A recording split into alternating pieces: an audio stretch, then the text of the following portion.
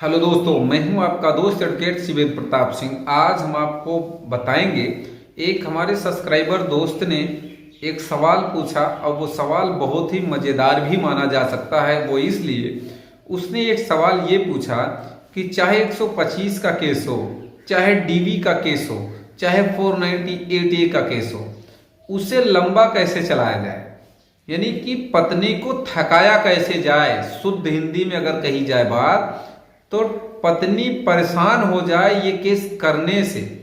भाई अगर किसी भी महिला ने, किसी भी औरत ने 498A का केस, 125 का केस, डीवी का केस, फर्जी केस कर दिया, वो तो बहुत खुश होती है कि भैया ये कर देंगे, वो कर देंगे, जेल भेज देंगे, मेंटेनेंस ले लेंगे, परेशान कर देंगे।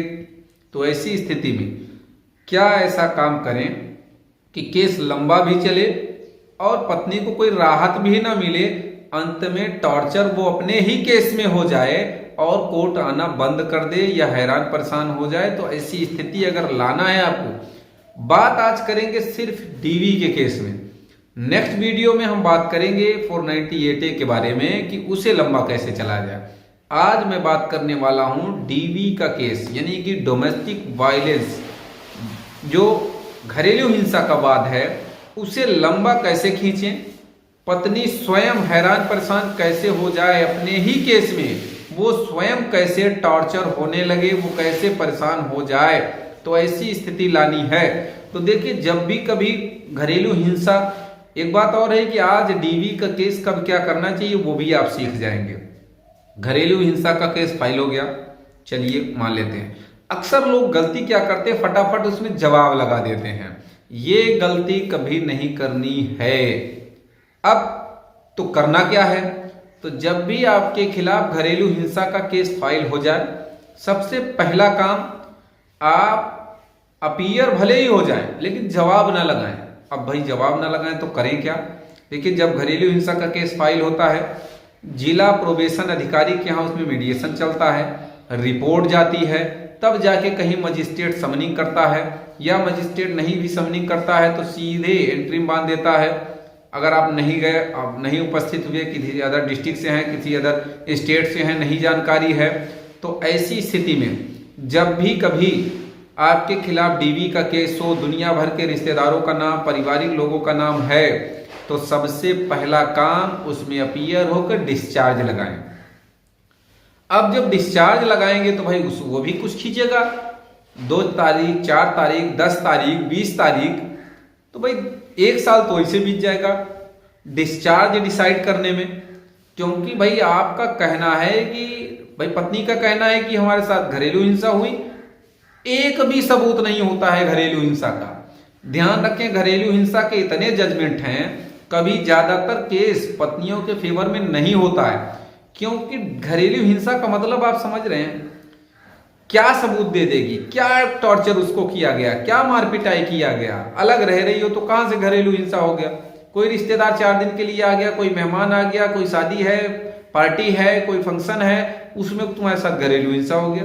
घरेलू हिंसा में कुछ भी वो प्रूफ नहीं कर पाती है। तो सबसे पहला काम, जो उसने मुकदमा झूठा लिखाया, जो आपका नाम फर्जी लिखाया, उसमें आप डिस्चार्ज डाल दें। धारा 25 सबसेक्शन 2 में मजिस्ट्रेट को ये पावर है, सम्मन रोक सकता है, रद्द कर सकता है, अपना ऑर्डर कैंसिल कर सकता है, तमाम ऐसे रियायत आपको मिल सकती, रिवोक कर सकता है, चेंज कर सकता है। तो कहने का मतलब ये कि आप पहले डिस्चार्ज डाल दो। नाम हटाने के लिए, नाम काटने के लिए आप डिस्चार्ज डालो सबकी तरफ से कि ये मुकदमा ही फर्जी है। अब जब डिस्चार्ज चलेगा तो कुछ समय तो चलेगा ही चलेगा। अब जब उसकी स्थिति खत्म हो जाए, कुछ लोगों का हो सकता है नाम भी कट ही जाए, कट ही जाता है, उसके बाद आप रिप्लाई फाइल कर दो। अगर आप रिप्लाई फाइल करते हैं तो वहां से भी आपको राहत मिल जाएगी। रिप्लाई फाइल करेंगे तो वहां भी आर्गूमेंट होते होते 2, 4, 5 तारीख, 10 तारीख चलेगी, तो 2-3 साल बीत गया पता चला। अब यहाँ एक सवाल है कि लोग कहते हैं कि मेरे में मान लीजिए एंट्रीम बंधा हो तब क्या करें। तो एंट्रीम भले ही बंधा है, तो एंट्रीम अगर बंधा है तो पहला काम आप अपील फाइल कर दो। धारा 29 डीवी एक्ट, आप सेशन कोर्ट में अपील फाइल कर दो। अपील के साथ ही एक एप्लीकेशन स्टे के लिए भी दे दो कि साहब जब तक ये अपील पेंडिंग रहे तब तक के लिए वहां के कोर्ट में स्टे कर दें, उस ऑर्डर पे स्टे कर दें, उस मुकदमे में स्टे कर दें। तो स्टे अगर मिल गया तो भाई लोअर कोर्ट में वैसे भी नहीं चलेगा, काम खत्म। तो थक जाएगी पत्नी, इतने में थक जाएगी, परेशान हो जाएगी। दूसरी बात ये, अपील डिसाइड होने में भी 2-2, 3-3 साल लग जाता है। यानी कि लोअर कोर्ट में हमने स्टे करा दिया, अपील में लग गया 3 साल। तो भैया 3 साल बहुत होता है, 2 साल बहुत होता है, थक जाएगी अपील डिसाइड होते होते। अगर अपील आपके फेवर में हुई तो बहुत अच्छी बात, नहीं हुई तो आप वही ऑर्डर हाई कोर्ट चैलेंज कर दो, स्टे तो वहां मिला ही है तुम्हें। तो कहने का मतलब ये कि किसी भी केस को आपको लड़ना आना चाहिए, आपको तरीके से फाइट करना आना चाहिए। केस भाई आप अपने तरीके से लड़िए, राय मशवरा दुनिया भर की बातें अच्छी बात है, किसी भी वकील से डिस्कशन करिए, डिसाइड करिए कि क्या मुझे करना है। लेकिन अगर आप पत्नी को थकाएंगे तो मैं गारंटी लेता हूं ऐसी भी औरतें हैं जो केस करने के बाद अपने आप कोर्ट में आना बंद कर देती हैं, उन्हें चमन्नी नहीं मिलता है। सबसे बड़ी बात है कि कब क्या करें, ऐसी स्टेज पे करके तो देखो।